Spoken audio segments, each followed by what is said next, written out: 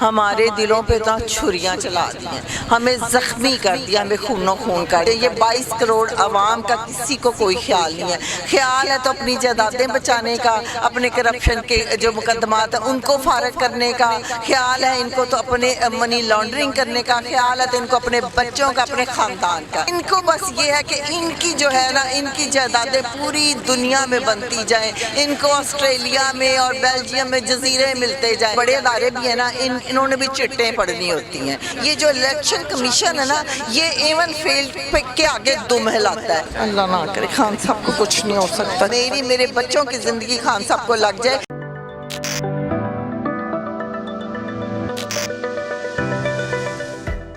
السلام علیکم۔ وعلیکم السلام۔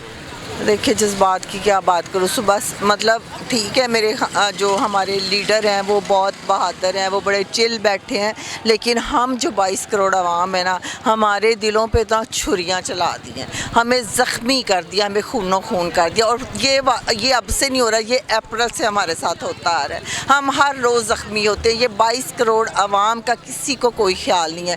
خیال ہے تو اپنی جائیدادیں بچانے کا، اپنے کرپشن کے جو مقدمات ہیں ان کو فارغ کرنے کا، خیال ہے ان کو تو اپنے منی لانڈرنگ کرنے کا، خیال ہے تو ان کو اپنے بچوں کا، اپنے خاندان کا۔ پاکستان کے عوام کا کسی کو کوئی خیال نہیں ہے، سوری ٹو سے۔ یہ ہمارے لیے، یہ ان کو اس چیز سے کوئی فرق نہیں پڑتا کہ ہم زندہ رہیں، ہم کھائیں ہیں، پی رہے ہیں، نہیں ہے۔ ان کو بس یہ ہے کہ ان کی جو ہے نا، ان کی جائیدادیں پوری دنیا میں بنتی جائیں، ان کو آسٹریلیا میں اور بیلجیم میں جزیرے ملتے جائیں، چاہے وہ پاکستان کے جتنے جو 3 بڑے ادارے ہیں نا، یہ ان سب کی میں بات کر رہی ہوں۔ یہ تو چند سانسوں کے محتاج ہیں جن جزیروں کی آپ بات کر رہے ہیں۔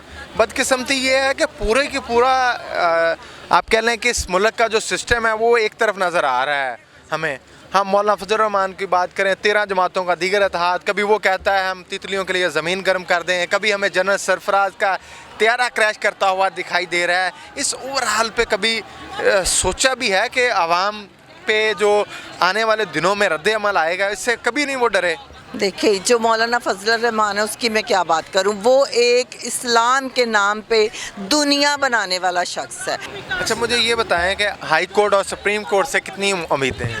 دیکھیں جو ان کو نا، جو ہماری یہ بڑے ادارے بھی ہیں نا، انہوں نے بھی چٹیں پڑھنی ہوتی ہیں، ان سے مجھے کسی قسم کی کوئی امید نہیں۔ اگر امید ہے تو ہمیں 3.5 سال خان صاحب نے چلایا، پھر ان ادارہ جاتی سسٹم اس وقت اسٹرانگ کرتے، 22 سال کے بعد اب جا کے پتا چلا ہے کہ میرا نظریہ پینیٹریٹ نہیں کیا۔ وہ یہ باتیں ہیں نا، یہ 3.5 سال کی حکومت کو اگر آپ کہیں گے نا، پچھلے 50 سال کے جو مافیا جڑوں میں بیٹھا، اگر آپ اپنے گھر کے حالات بھی جو پچھلے 50 سالوں میں آپ کے باپ دادا نے خراب کیے ہوں گے نا، اگر آپ اپنے گھر کے حالات بھی ٹھیک کرنا چاہیں گے نا، تو آپ 3.5 سال میں نہیں ٹھیک کر سکتے۔ جو آپ نے اپنی، اگر بچپن سے آپ کے باپ دادا نے آپ کے بچوں میں کرپشن، بے ایمانی، جھوٹ، چوری کی ہوگی نا فیڈ، تو آپ کو آئندہ کئی اگلی جنریشن تاریخ ہے، یہ ہسٹری ہے کہ جو بھی اس ملک کے لیے کام کرتا ہے اسے سائیڈ پہ کر دیا جائے۔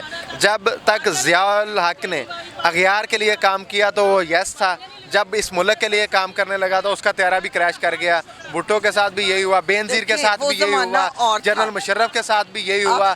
کل بینظیر کی کل کی بات ہے، ابھی کل کی بات ہے، ایک 15 دن کی بات ہے، جنرل سرفراز کا طیارہ کریش کرتا ہے۔ آپ کہہ رہی ہیں وہ زمانہ اور تھا، کتنے دن پہلے کی بات ہے یہ؟ 70 سالوں میں جو چیز، جو یہ ان کو اپنی مقابلے میں پہلی دفعہ کوئی عوام کھڑی نظر آئی ہے، یہ وہ بندہ ہے جو چاہے تو ایک لمحے میں وہ اربوں خربوں کما سکتا ہے، اور یہ اس پہ یہ توشہ خانہ کا کیس بنا کے شرم کی بات ہے۔ یہ جو الیکشن کمیشن ہے نا، یہ ایون فیلڈ کے آگے دم ہلاتا ہے، وہاں سے جو کچھ اس کو آرڈر آتے ہیں، یہ نا اس کی خواہشات پوری کر رہا ہے نواز شریف کی اور مریم کی، کہ وہ عمران خان کے ساتھ یہ کچھ ہوتے دیکھنا چاہتے تھے، سو اس نے کر دیا۔ معذرت کے ساتھ میں صحافت کا ادنا سا طالب علم ہونے کی حیثیت سے جو تاریخ پڑھتا ہوں پاکستان کی، مطالعہ کرتا ہوں، تو مجھے لگ رہا ہے کہ ان اداروں نے، ان بدماش مافیا نے یہ طے کر لیا ہے کہ ہم نے خان کو سائیڈ لائن کرنا،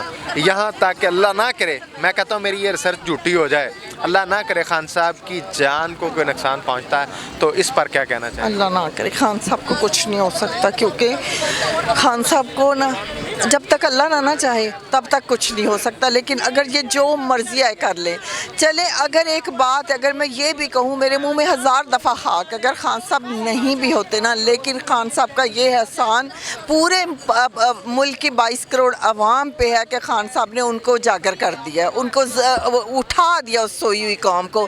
अब ये लोग अपना हक लेके रहेंगे, चाहे खान साहब की अल्लाह ताला 100 बरस ज़िंदगी और मेरे बच्चों की ज़िंदगी खान साहब को लग जाए, क्योंकि मैं अगर ज़िंदा रहूँगी मैं अपने बच्चों के लिए, मेरे बच्चे हैं वो आगे अपनी नस्लों के लिए, पर खान साहब जो है ना ये पूरी 22 करोड़ आवाम की नस्लों के लिए। तो इसीलिए मैं ये दुआ उनको दे रही हूँ कि अल्लाह ताला उनको लंबी ज़िंदगी दे। उन्होंने इस आवाम को उठा दिया और ये आवाम ना अब अपना हक लेके रहेगी, चाहे वो हमारे अदारे हों, चाहे अब वो उनको भी पता चल गया, अब उनकी नहीं चलनी। देखें खान साहब वज़ीर आज़म हो, खान साहब एक हमारे लीडर थे शुरू से। 2014 में हमने लॉकडाउन किया था, याद है आपको कि हर जगह पे लॉकडाउन था, क्या हाल था उस वक्त, तो वो वज़ीर आज़म नहीं थे। खान साहब हमारे लीडर हैं, वो जब हमें कॉल करेंगे हम निकलेंगे ज़रूर। खान साहब जब भी कॉल करेंगे हम हाजिर हैं। ये थे कारकुनान के जज्बात। इसके साथ मुझे अपने मेज़बानी के आज़ाद को इजाज़त दीजिए। देखते रहिए नवाया इंसान। अल्लाह ने